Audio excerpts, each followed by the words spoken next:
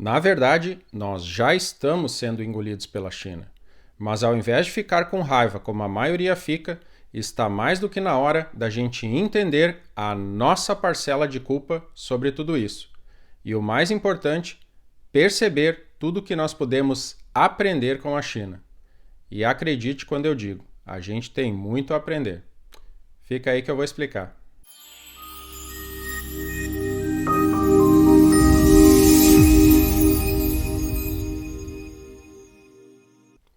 E nessa primeira parte, nós iremos falar sobre a nossa parcela de culpa, tanto no surgimento quanto no crescimento da China.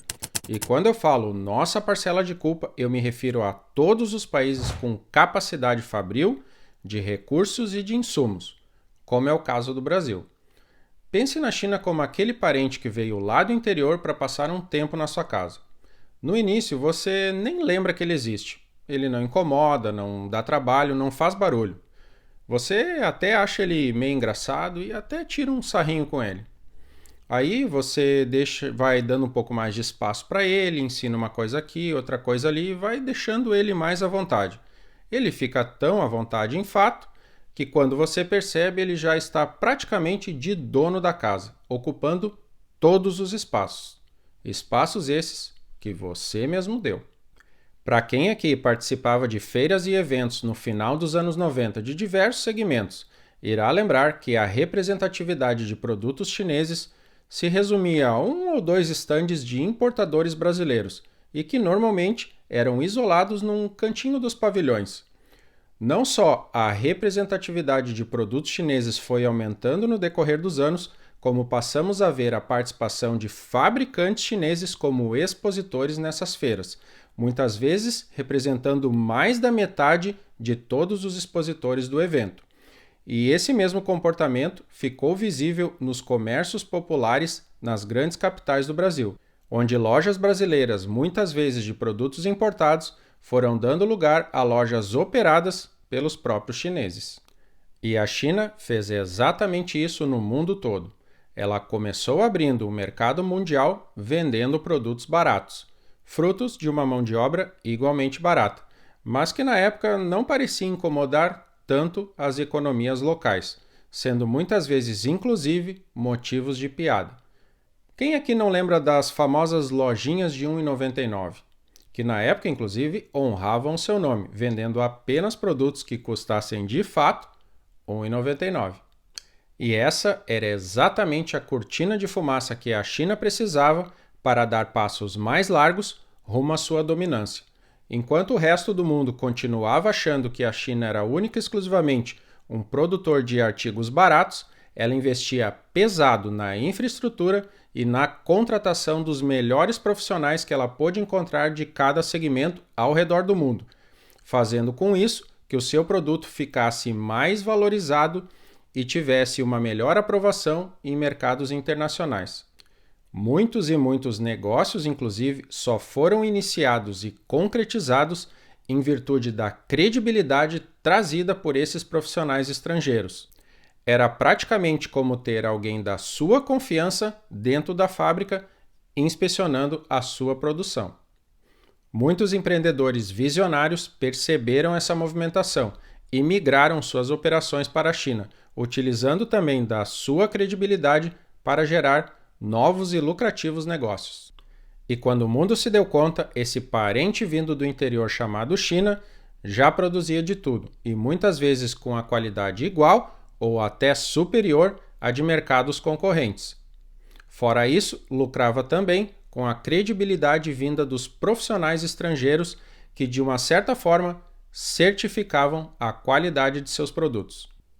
E como pessoas munidas de conhecimento, de autoconhecimento e de autorresponsabilidade que somos, nós obviamente culpamos a China pelo colapso das nossas indústrias e apontamos o tão dito trabalho escravo chinês como o maior culpado da nossa decadência, pois afinal de contas fica impossível competir com salários tão baixos. Nós só esquecemos, porém, que nós não somos exatamente um exemplo mundial no que diz respeito a trabalho escravo e trabalho infantil, não é verdade? Nós só esquecemos de considerar também que, apesar do salário ser mais baixo, o produto produzido na China precisa atravessar o planeta num navio, pagar impostos de importação na sua chegada, ter sua margem de lucro e, mesmo assim, muitas vezes acaba custando a metade do produto produzido nacionalmente. E esquecemos de considerar também a quantidade absurda de produtos vindos da China que entram pelos portos brasileiros de uma forma supostamente não correta, ou seja, não pagando quase nada de imposto, e que colaboram diretamente para o fechamento de muitos comércios e muitas indústrias. E esquecemos de considerar também que, ao invés de reduzir a carga tributária sobre nossas indústrias, o nosso sábio governo achou mais prudente aumentar os impostos de importação sobre determinados produtos vindos da China, o que talvez até tenha remediado um pouco a situação, mas acabou não impedindo que muitas indústrias viessem à falência. E esquecemos de considerar também as inúmeras indústrias que chegaram à conclusão que valia mais a pena desligar as suas máquinas e apenas importar e revender produtos chineses do que continuar produzindo. E esquecemos de considerar também a quantidade de profissionais e empreendedores que perdemos para a China pela falta de competitividade e valorização que temos no Brasil. E esquecemos de considerar também que, em partes, a China depende dos insumos vindos de outros países, ou seja, mesmo adicionando os custos de importação que a China tem, o processo produtivo e todo aquele processo de embarque que falamos anteriormente e impostos, ela muitas vezes continua sendo mais competitiva do que os produtos similares produzidos na economia local. E é com base em tudo isso que eu faço a pergunta a você. Será que a culpa é mesmo da China? Avalie comigo. Você acha que a China seria a mesma que é hoje se países como o Brasil tivessem uma carga tributária mínima que incentivasse o crescimento, o empreendedorismo e a indústria? Se todas as obras, todas as estradas e todos os portos fossem terminados dentro do prazo e dentro de um custo realístico, ou seja, sem corrupção, ou seja, com toda a infraestrutura necessária, a China seria quem ela é hoje? E se o funcionário não custasse o dobro do seu salário para a empresa? Ao invés disso, nós pegássemos esse salário extra que hoje é imposto e dividíssemos em 3 fatias, ficando 1/3 para imposto, governo, 1/3 voltando para a empresa e 1/3 indo como aumento de salário para o próprio trabalhador. Isso faria com que a empresa tivesse mais lucro e o trabalhador uma melhor fonte de renda. Uma empresa com mais lucro cresce mais e gera mais oportunidades de emprego. Um trabalhador com um salário melhor investe mais no mercado, ou seja, consome mais e faz a economia girar.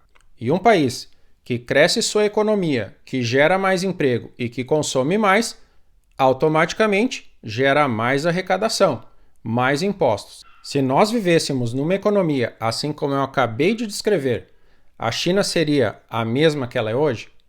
A China podia existir lá e não fazer absolutamente nenhuma diferença para o mercado brasileiro. Porém, nós seguimos com essa mentalidade infantil de que tudo é culpa do outro e ficamos nos perguntando de que forma podemos parar a China. Isso é como entrar numa prova de atletismo mais preocupado em parar o Usain Bolt do que fazer a sua parte. A pergunta certa não é como parar a China. A pergunta certa é o que nós podemos fazer para melhorar a nossa competitividade e superar a China. E mais importante, o que nós podemos aprender com a China. E é exatamente isso que iremos falar no próximo vídeo.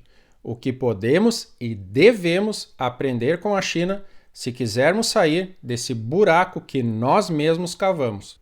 E para assistir ao próximo vídeo assim que ele sair, eu já peço que você se inscreva no canal e acione as notificações. Dessa forma, assim que o vídeo estiver disponível, você já vai ser avisado.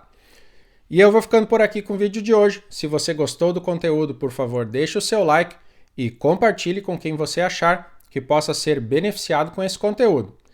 Gratidão pela sua atenção e a gente se vê na parte 2 desse vídeo. Até!